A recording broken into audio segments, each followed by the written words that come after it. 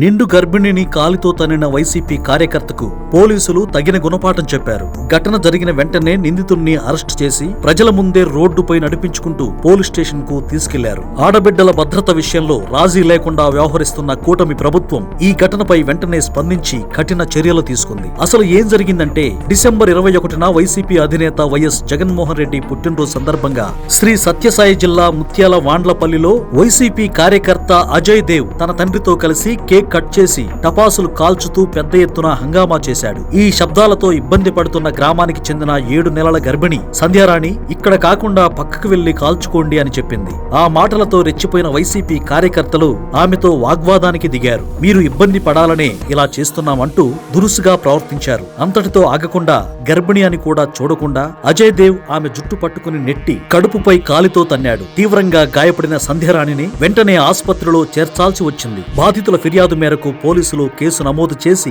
Ajay దేవ్ను arrest చేశారు. నిందితుడిని రోడ్డుపై నడిపించుకుంటూ తీసుకెళ్లిన వీడియో సోషల్ మీడియాలో ఇప్పుడు వైరల్ అయింది. ఆ వీడియోలో నిందితుడు కుంటుకుంటూ జాలి పొందాలని నటిస్తున్నట్టు కనిపించడం ప్రజల్లో మరింత ఆగ్రహాన్ని రేపింది. రప్పా రప్పా నరకడంలో తప్పే ఉంది అంటూ సొంత పార్టీ నాయకుడే మాట్లాడితే కార్యకర్తలు ఇలా ప్రవర్తించడంలో ఆశ్చర్యం ఏముంది అని ప్రజలు ప్రశ్నిస్తున్నారు. మహిళలు, పిల్లలు, వృద్ధులు అనే తేడా లేకుండా దాడులు చేయడం వైసీపీ కార్యకర్తల దౌర్జన్యానికి నిదర్శనమని విమర్శిస్తున్నారు. అయితే మహిళల జోలికి వస్తే ఊరుకునేది లేదని స్పష్టంగా చెబుతున్న కూటమి ప్రభుత్వం ఇలాంటి ఘటనల్లో కఠినంగా వ్యవహరిస్తోంది. అయినప్పటికీ మళ్లీ అధికారంలోకి వస్తామనే భ్రమతో కొందరు వైసీపీ కార్యకర్తలు ఇంకా అదే దౌర్జన్య ధోరణి కొనసాగిస్తున్నారని ప్రజలు ఆందోళన వ్యక్తం చేస్తున్నారు. అధికారంలో లేనప్పుడు ఇలా ఉంటే అధికారం వస్తే ఇంకెన్ని దారుణాలు జరుగుతాయో అని ప్రజలు భయపడుతున్నారు.